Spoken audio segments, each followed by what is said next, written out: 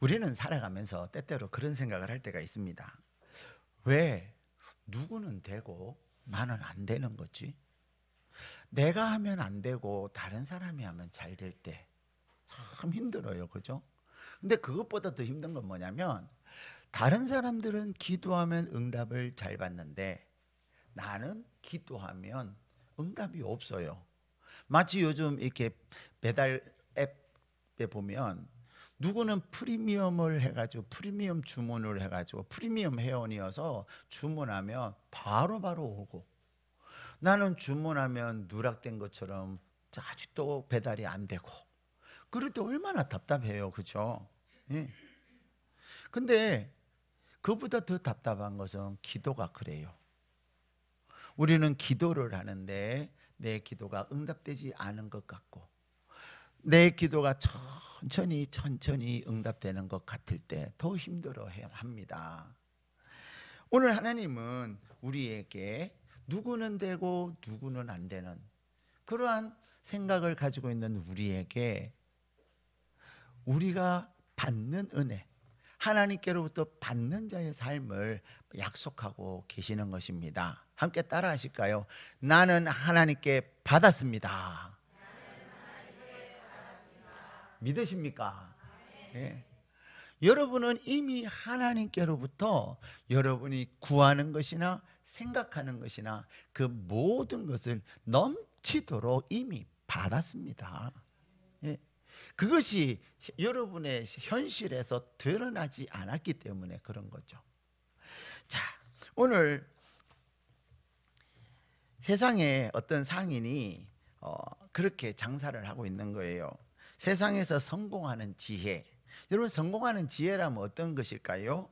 일단은 사람을 얻고, 그리고 어떤 지위를 얻고, 더 나아가서 돈을 얻고, 마지막으로 출세할 수 있는 그런 지혜를 이제 성공하는 지혜다 얘기하는데, 이 상인이 시장에서 막 큰 소리 치는 거예요. 여러분, 성공하는 지혜, 사람을 얻고 돈을 얻고 지위를 얻고 출세하는 지혜를 여러분 여기에 있습니다. 사시겠습니까? 그랬더니 사람들이 그 지혜를 사기 위해서 막 엄청 몰려왔던 거예요.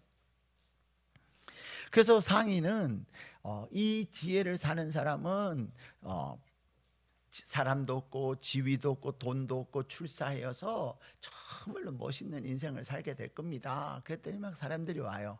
자, 근데 선불입니다. 그렇죠. 선불 내겠어요? 안 내겠어요? 요즘은 대부분 뭐 이런 거는 다 선불이에요. 그죠? 그랬더니 사람들이 다 선불로 내는 거예요. 그리고는 이제 돈을 다 받고 나서 이 사람이 이 성공하는 지혜를 알려줘요.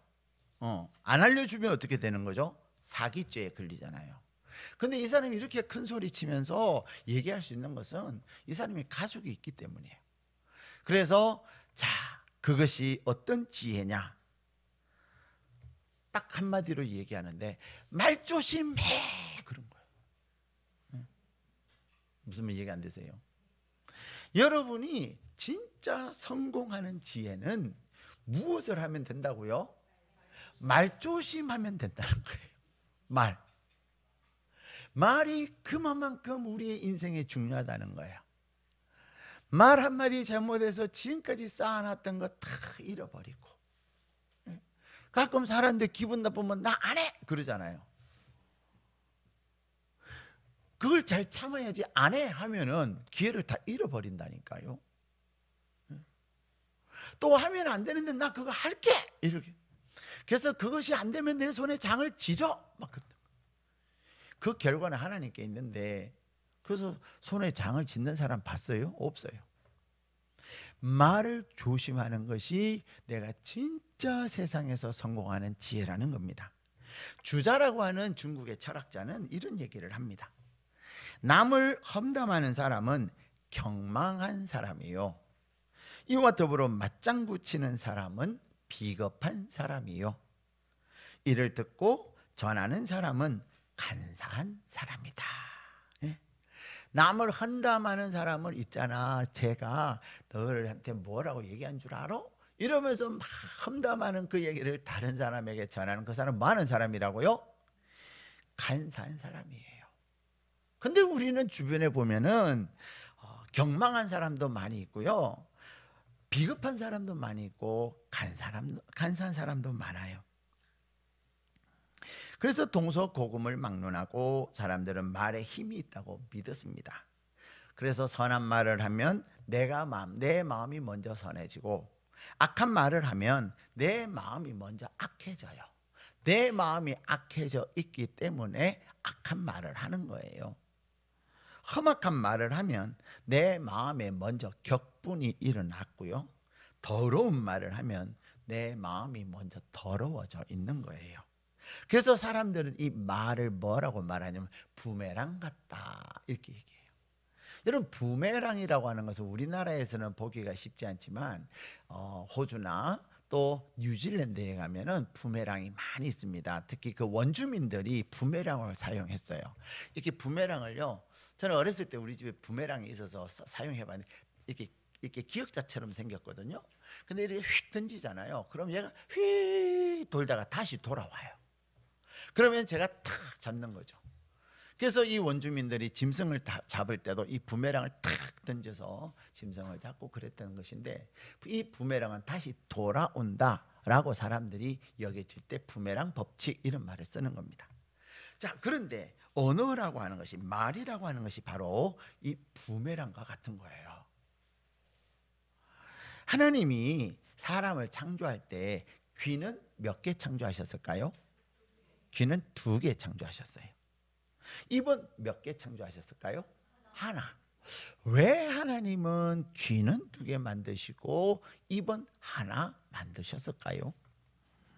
거기다가 귀는 언제나 그 문이 열려 있습니다. 그래서 좋은 소식, 복된 소식을 많이 들으면서 살으라고 그렇게 2개를 만드시고 항상 열어놓으셨어요. 근데 우리에게는 좋은 소식만 들려요? 예, 험담하는 소리, 이가 나는 소리, 그렇죠? 거짓말하는 소리, 그런 것도 많이 들려요. 그래서 우리가 귀를 듣고서는 잘 분별을 하는 것이 중요해요. 그런데요, 입은 하나인데 이 입은 어떻게 생겼어요? 입술이라고 하는 이 방어벽을 다 두툼하게 세워놨어요. 그리고는 혀를 깊숙이 숨겨놓고, 그리고 치아로 이 벽을 세웠습니다. 예. 그리고는 입술로 입을 딱 다물고 있는 거예요. 다시 말하면 말을 많이 하면 어떻게 된다는 거죠? 손해를 많이 보기 때문에 입은 항상 닫혀 있습니다. 귀는 열려 있고요. 그래서 잠언에서는 듣기는 속히 하고 말하기는 더디해라 라고 말하고 있습니다. 근데 여러분, 오늘 우리에게 주신 본문의 말씀에 보면 우리 예수님께서 이제 전날에는 예루살렘 성에 입성을 하시고, 그리고 성전을 깨끗이 청소하는 일을 하셨습니다. 그리고 다음날 아침에 제자들과 함께 길을 가는데 시장하셨어요. 배가 고프셨어요. 근데 이 무화과 나무는 저 동남아시아에 가면은 언제든 누구나 먹을 수 있는 과일이 뭐예요? 바나나예요. 그렇죠? 이 바나나는 그냥 식용이에요, 식용. 그런 것처럼 이스라엘에는 무화과 나무의 열매가 누구나 따먹을 수 있는 그런 식용이었어요. 그래서 예수님이 시장하셔서 이렇게 무화과 나무를 먹으려고 갔는데 오늘 본문에는 어떻게 말하고 있습니까? 열매가 없더라는 거예요. 적어도 이 무화과 나무에 예수님이 가셨을 때는 잎이 무성했단 말이에요. 근데 이 무화과 나무는, 여러분, 무화과 나무는 꽃이 어디에 피는 줄 아세요? 그렇죠. 거의 대부분의 이렇게 뭐 꽃이나 이렇게 유실수들이 다 꽃을 피우고, 그리고 그 꽃이 핀 데에다가 열매를 맺어요. 근데 이 무화과는요, 꽃이 이 열매 안에 있습니다. 여러분, 요즘 이제는 거의 무화과철이 끝나가는데 우리나라에서는 그래도 무화과를 딱 이렇게 반으로 쪼개면 어때요? 안에 좀 빨갛한 것 있죠. 그게 무화과 꽃이에요. 그래서 무화과 하는 말은 없을 무자에 꽃, 화자 그리고 과실 과자를 쓰는 거예요. 꽃이 없는 과실나무, 그래서 무화과라고 이름을 붙인 거예요. 그러나 실제로 꽃이 없는 것은 아니라는 것이죠. 근데 이 무화과 나무는 대부분은 꽃이 피고 무성해지잖아요. 열매 맺고 그다음에 잎이 피잖아요.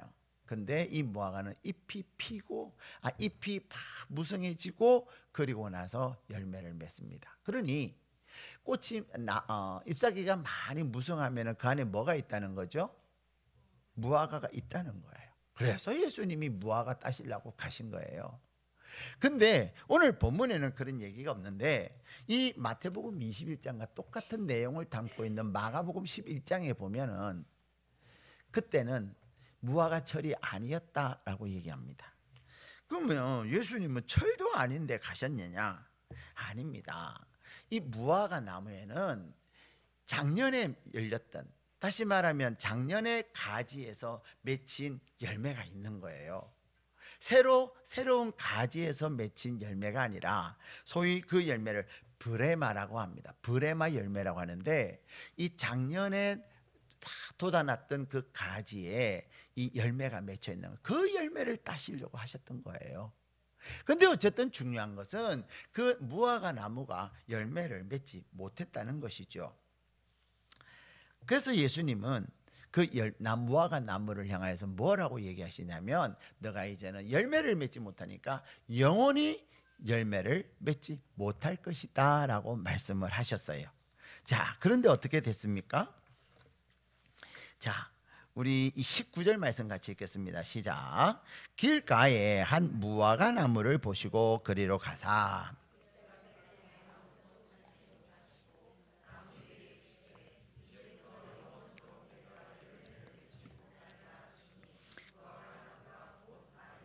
아멘. 자, 예수님이 말씀하셨는데 무화과 나무가 곧 말랐어요. 이 병행 구절인 마가복음 11장에 보면은 마가복음 11장에는 예수님이 오후에 이 말씀을 하셨어요. 그리고 다음 날 아침에 이제 제자들과 함께 길을 가는데 베드로가 유심히 보니까 어제 예수님이 말씀하셨던 그 무화과 나무가 바짝 말란 거예요. 마태가 쓴 시간하고 마가가 쓴 시간은 조금 시차는 있지만은 중요한 결론은 뭐예요? 무화과가 예수님이 말씀하신 대로 말랐다는 거예요. 신기한 거예요. 오늘 마태가 본 것은 더 극적이고 드라마틱하잖아요. 예수님이 말씀하시자마자 곧 나무가 바짝 말라버렸으니까. 그래서 제자들이 이상히 여겨서 어떻게 된 겁니까? 라고 얘기했더니 21절 같이 읽겠습니다. 시작. 예수께서 대답하여 이르시되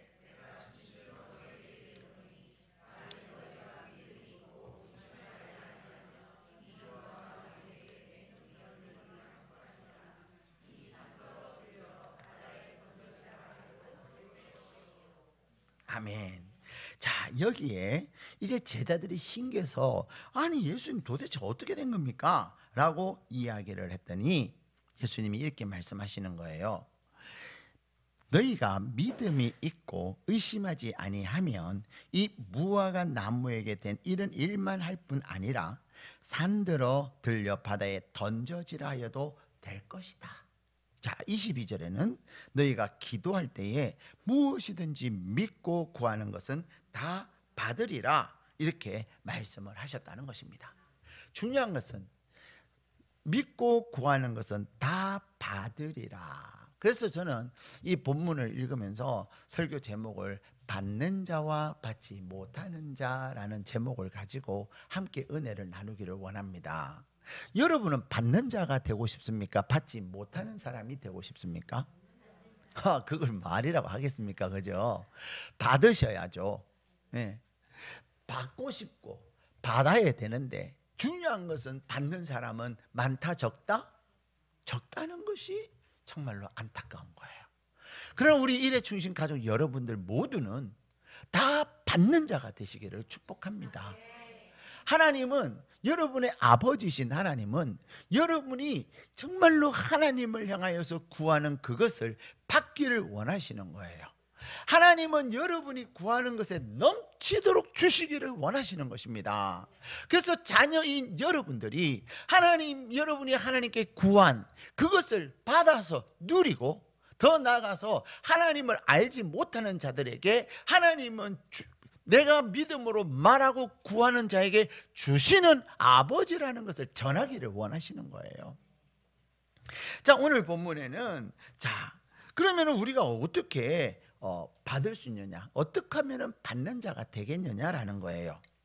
중요한 것은 말을 하되, 어떻게 말을 하는 거죠? 21절에 보면은 믿음이 있고 의심하지 아니하는 거예요.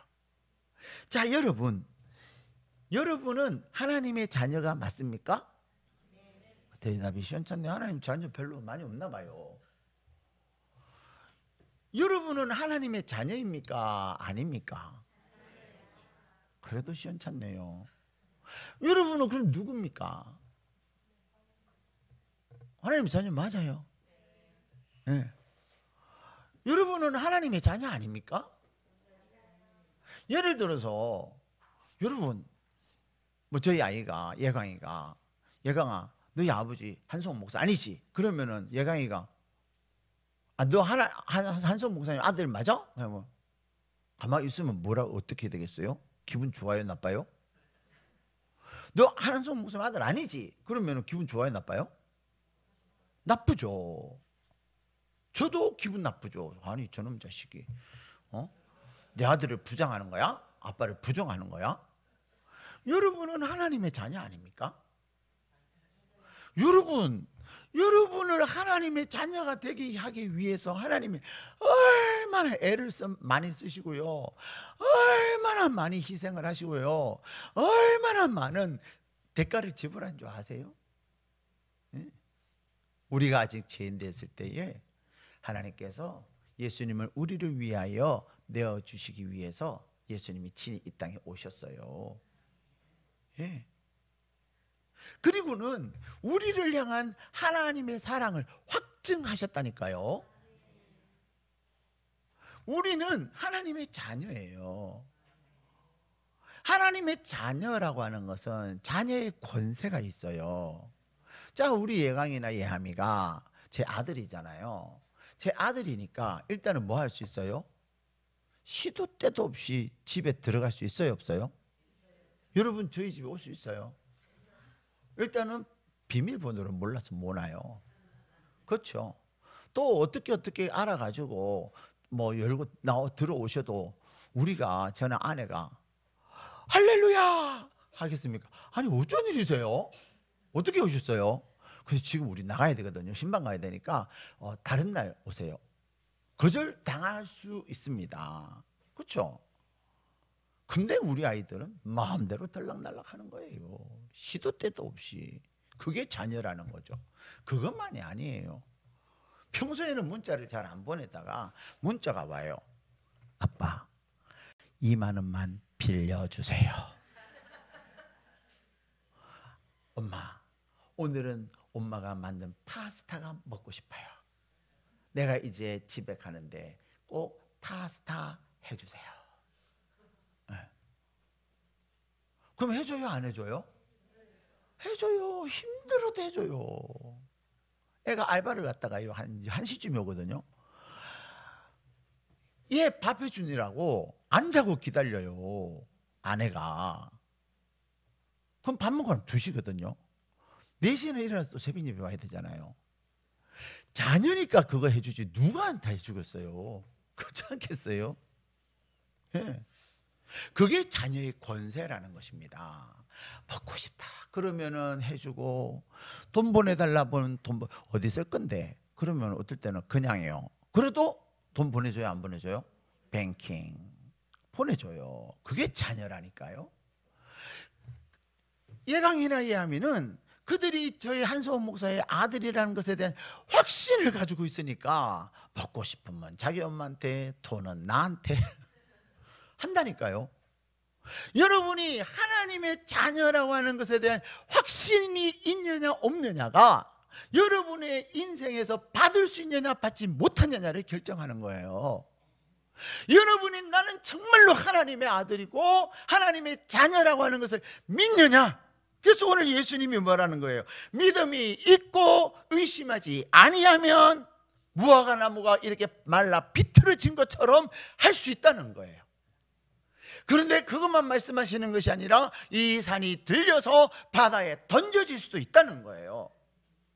여러분은 여러분의, 그래서 주님 오늘 이 두 가지를 얘기하시는, 하나는 말, 그리고 하나는 기도를 말씀하시는데요.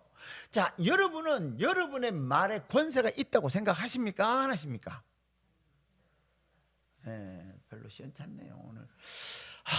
제가 하나님 앞에 회개를 참 많이 해야 될까 봐요. 여러분들이 하나님의 자녀인데 자녀에 대한 믿음도 별로 없으시고, 하나님이 여러분에게 어마어마한 입술의 권세를 주셨는데 그 권세조차도 확신을 못하고 계시니. 근데 여러분, 사람의 말에는요 어마어마한 권세가 있습니다. 하나님은 이 세상을 무엇으로 창조하셨어요? 말씀으로 창조하시고는 아담에게 그 권세를 주셨어요. 그래서 아담에게, 얘야, 너가 여기 있는 모든 것 네가 이름을 지어라, 그런 거예요. 여러분, 여러분의 자녀를 낳았을 때 이름 누가 지어요? 부모가 거의 짓고, 그 다음에 부모가 안 지으면 그 부모의 할아버지나 할머니가 지어줘요. 그죠? 아버지, 어머니, 이름을 지어주세요, 그런 거죠. 그래서 예광이는 저희가 이름을 지어줬고요, 예하미는 저희 부모님이 지어주셨어요. 저희가 두 아이 다 지으면 섭섭하시니까. 근데 여러분, 이 이름을 짓는다고 하는 것은 무엇을 의미하냐면 소유를 얘기하는 거예요. 소유권을 얘기하는 거예요. 하나님은 이 아담에게 천지에 있는 모든 것을 이름을 짓게 하심으로 말미암아 그에게 다 맡기신 거예요. 그러면서 하나님은 우리에게 말의 입술에 권세를 주셨어요. 여러분, 한 사람 죽이고 살리는 것은 무엇에 달려 있어요? 혀의 권세에 달려 있다고 그래놨어요. 여러분, 가끔 막 이렇게 슬픈 뉴스 접하잖아요. 계속 사람들이 왕따시키고 막 욕하고 이래가지고 그거 못 견뎌가지고 스스로 극단적인 행동하시는 분들. 근데 하나님은 우리에게 우리의 입술을 통하여서 살리는 사람이 되기를 원하는 거예요. 여러분들이 그 어떤 사람을 향하여서도 축복하고 또 격려하고 또 그를 위할 때에 여러분의 그 말 한마디가 얼마나 사람을 살리는지 몰라요. 잘못했다고 책망하는 것보다도 잘했다고 격려하는 것이, 그리고 잘할 것을 믿고 격려해 주는 것이 그 사람을 살리는 거예요. 여러분에게는 그런 권세가 있습니다. 저는 저에게 그런 권세가 있음을 믿어요. 그래서 제가 말 함부로 안 해요. 그리고 저는 말로 이렇게 사람을 격려하고 칭찬하고 축복합니다. 네. 그런데 더 놀라운 것은 그렇게 말로도 그런 놀라운 권세가 있는데, 이 말은 누구에게 하는 거죠? 사람들에게 하는 거예요. 사람들에게 하는 건데, 그러면 하나님께 하는 말은 뭐예요? 기도예요. 사람들에게 하는 것은 말이고 하나님께 하는 말은 기도예요. 근데 22절에 보면 뭐라고 말씀하시니? 22절만 다시 읽겠습니다. 시작. 너희가 기도할 때에 무엇이든지 믿고 구하는 것은 다 받으리라 하시니라. 아멘. 자, 여기 보면 기도할 때에 무엇이든지 믿고 구하는 것은 다 받는데요. 다 받는데 다 받는 조건이 뭐예요? 믿고 기도하는 거예요. 근데 사실 우리는 기도할 때 잘 믿습니까? 안 믿습니까? 네, 잘 안 믿어요. 당신의 말이 기적을 만든다라는 책을 쓴 박필 목사님은 권세를 알고 기도하는 사람과 권세를 모르고 기도하는 사람의 차이는 태양과 촛불만큼 차이가 크다, 이렇게 얘기했어요. 여러분, 태양 아시죠? 촛불 아시죠? 두 개 다 불이잖아요. 그런데 기도의 권세를 아는 사람이 하는 기도와 내가 기도한다고 되겠나? 하나님이 안 들어주실 것 같아 라고 생각하면서 기도하는 사람과 기도의 결과가 다르다는 거예요. 그런데 오늘 주님은 뭐라고 말씀하시냐면 마가복음 11장에는 하나님을 믿어라 말씀하고 계십니다. 하나님을 믿으라라고 하는 것은 어떤 거냐? 내가 말하는 것이나 내가 기도하는 것을 반드시 누가 이루시는 거예요? 하나님이.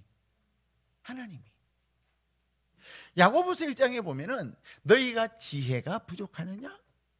후히 주시고 꾸짖지 아니하시는 너희 하나님께 구하라 말씀하셨어요. 사람들은 뭐 잘못하고 부족하면 꾸짖어요, 혼내요, 혼 안 내요? 막 혼내요, 그죠?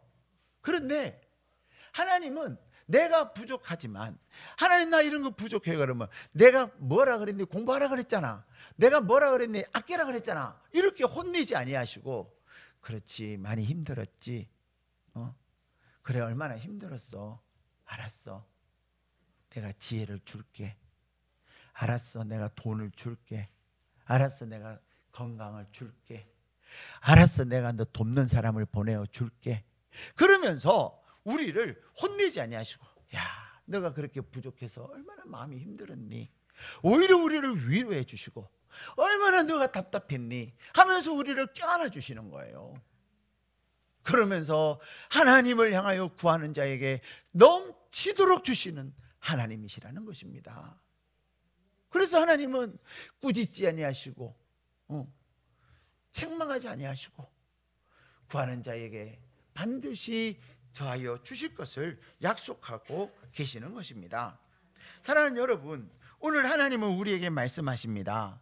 우리가 하나님 앞에 믿음으로 구하고 우리가 하나님 앞에 의심하지 아니할 때 반드시 하나님은 우리가 말한 것에도 그대로 되게 하시고 우리가 기도한 것에도 반드시 그대로 되게 하실 것을 약속하고 계십니다. 근데 여러분, 우리가 하나님 앞에 믿음으로 기도한다라고 하는 것은 어떤 의미냐? 기도의 양을 말하는 것이 아니에요. 믿음의 양을 말하는 것이 아니에요. 여러분, 믿음의 양이 많은 것이 중요한 것이 아니라 믿음의 방향이 중요한 것입니다. 그래서 그런 얘기 하잖아요. 배의 속도가 중요한 것이 아니라 배의 방향이 중요하다.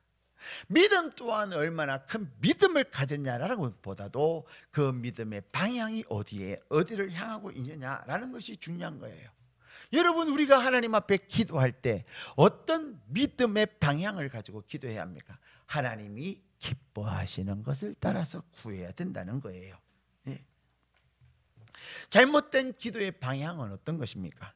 조건부로 기도하는 거예요. 하나님한테 조건으로 하나님 내 뜻대로 되면 좋고 안 되면 그리고 또 알아서 하세요 막 이렇게 조건을 거는 거.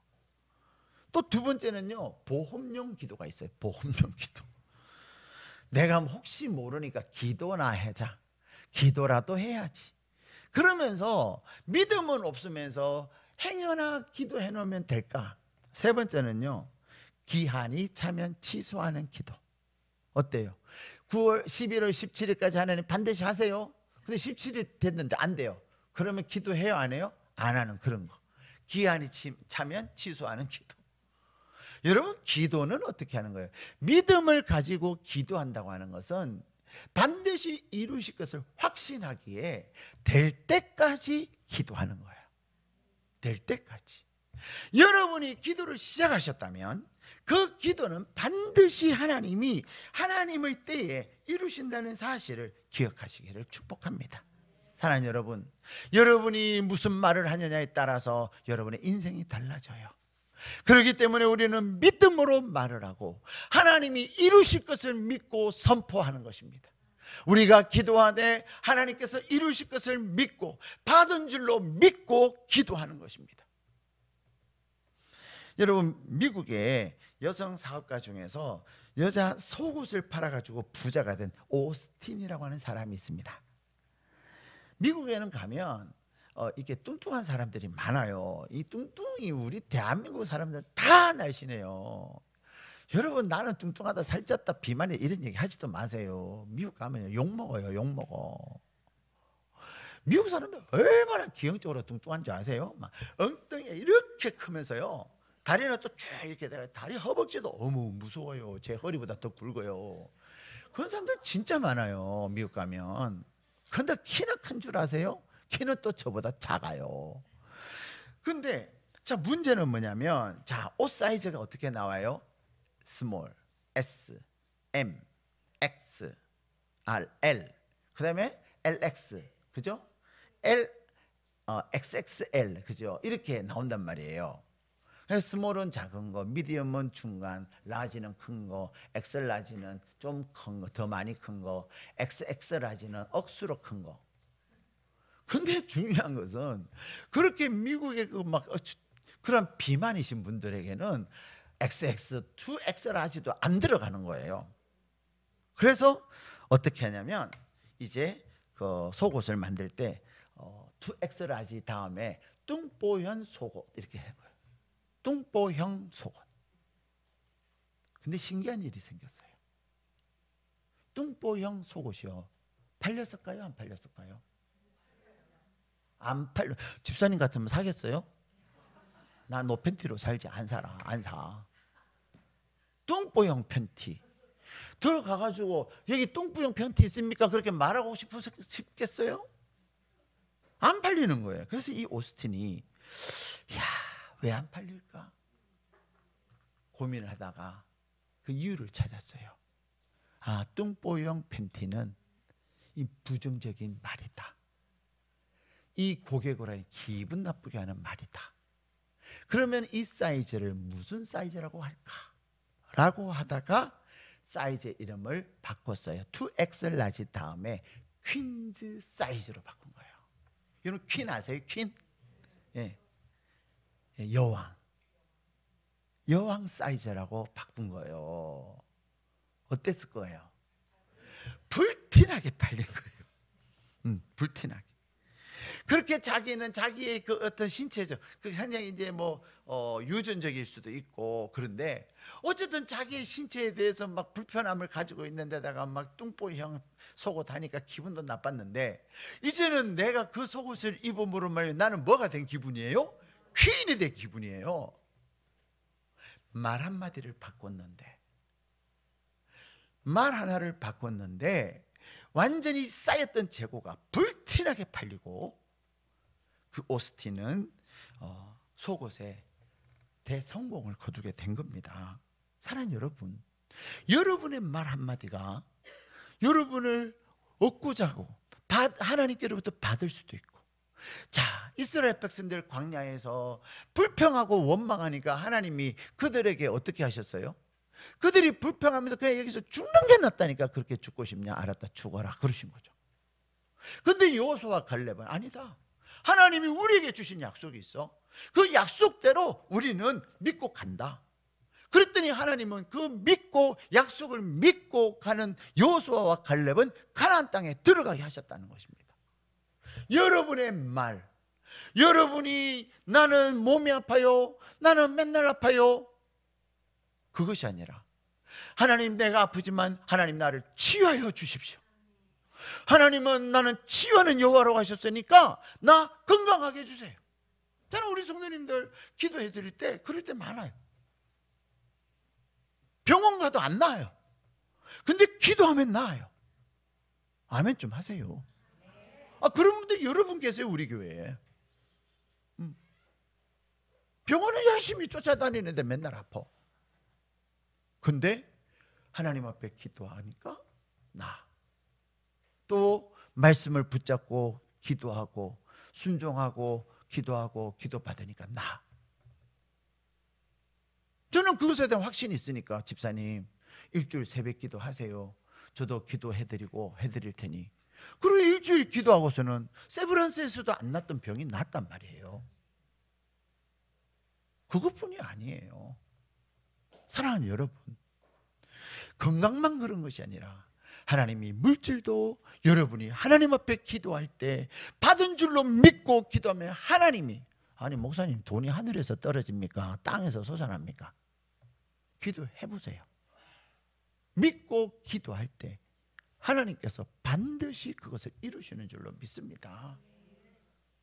그래서 마가복음 11장 22절에는 예수님이 믿고 말하고 믿고 기도하라 그 전에 뭐라고 말씀하시냐면 하나님을 믿어라.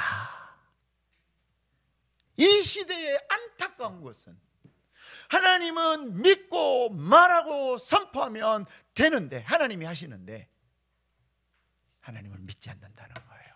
자기를 믿는 거예요. 이 시대에 하나님 앞에 하나님이 이루실 것을 믿고 간절히 기도하면 하나님이 이루시는데 하나님을 믿지 아니하는 거예요. 그래서 기도하지 않는 거예요. 저는 이번 주에 진짜 힘들었어요. 그렇게 힘들 줄 몰랐어요. 힘든 게 장난이 아니었어요. 근데 제가 살아있잖아요. 지금은 힘들어 보여요? 건강해 보여요? 겁나게 건강해 보이잖아요. 네, 겁나게. 어젯밤에도요, 다니엘 기도회를 하는데 정말 몸이 힘들어서 기도를 못 하겠어요. 완전히 사람이요, 기진맥제 진이 다 빠지는 것 같은. 그래서 어제 아침에 우리 순장 모임할 때는 목소리가 정말로 작아갖고 막 그렇게 제가 말을 했어요. 제가 지금 영적 전쟁하고 있습니다. 제가 영적 전쟁하고 있는데 그래도 내가 살아날 것입니다. 승리할 것입니다. 기도해 주세요. 그랬거든요. 정말로 어제 낮 같으면요, 근데다가 또 단수가 돼가지고 물을 붓고 하여튼 그 시기 했어요. 네. 근데요, 어젯밤에 다니엘 기도회 때 성도님들과 함께 쫙 하고 기도하고 나니까요, 내 몸에 붙어있던 막 힘들고 막 그다음에 힘들고 아프고 진이 빠지고 그런 것들이요 싹 사라져버린 거예요. 네. 그리고는 오늘 이렇게 여러분에게 말씀을 선포하는 거예요. 믿음으로 하나님 앞에 기도할 때 성령께서 여러분 가운데 역사하실 줄 믿습니다. 여러분이 어떤 종류의 육신의 질병이 있어도 하나님 나를 치유해달라고 여러분이 간절히 기도해 보세요. 하나님 앞에 믿음이 없고 내가 이렇게 아픈데 안 되는데, 그렇게 안 된다고 딱 마음을 먹으니까 안 되는 거예요. 하나님이 나를 치유하신다, 하나님이 나에게 반드시 고쳐주신다, 그런 믿음을 가지고 구할 때, 저만 이렇게 살아난 거 아니에요. 내가 보니까요, 어젯밤에 기도했던 어떤 사람들도요 건강해졌어요. 아프다 말하면요 더 아파요. 아프지만 내가 하나님이 나를 새롭게 하실 거다, 하나님 나에게 세임 주실 거다 말로 선포하고 내가 믿음으로 일어날 때 성령께서 여러분에게 여호와를 앙망하는 자에게 세임을 더하여 주실 것이라고 독수리 날개침이 올라간 것 같아요. 걸어가도 피곤치 않고 뛰어가도 곤비치 않을 것을 말씀하신 대로 이루시는 것입니다. 사랑하는 여러분, 여러분은 하나님의 자녀이시죠? 여러분은 하나님의 자녀이시죠? 자녀라고 하는 것은 여러분의 입에 권세가 있는 거예요. 여러분의 자녀 시험 성적 갖고 이제 아이들 이제 기말고사 볼 거 아니에요, 그죠? 기말고사 시즌이 다가오고 있어요. 그렇죠? 정은이 이제 기말고사 보잖아, 그렇죠? 우영이도 보고 다 본다고. 근데 나 중간고사 못 봤는데 기말고사도 못 보면 알아서 해라, 이것이 아니라 딸, 엄마가 기도한다. 하나님이 너 지혜를 주셔서 너 잘 보게 하실 것이다. 하나님 너 도와주실 것이다. 너도 기도해라. 그리고 주일날 예배 가고 보강은 나중에 해라. 그까지 믿음이 안 되면 그냥 말로만 하세요. 어쨌든 여러분이 여러분의 자녀들에게 말로 선포할 때 안 될 것 같고 불가능할 것 같은 막 생각이 막 밀려오지만 하나님이 반드시 하실 것을 선포할 때 하나님께서 여러분의 자녀들의 성적에도 놀라운 은혜를 더하여 주실 것입니다. 그러므로 이 한 주간 하나님이 여러분을 위해서 예비하신 놀라운 은혜들을 받아서 누리고 또 그것을 다른 사람들에게 전하는, 나누어주는 하나님의 사람 되시기를 주님의 이름으로 축복합니다.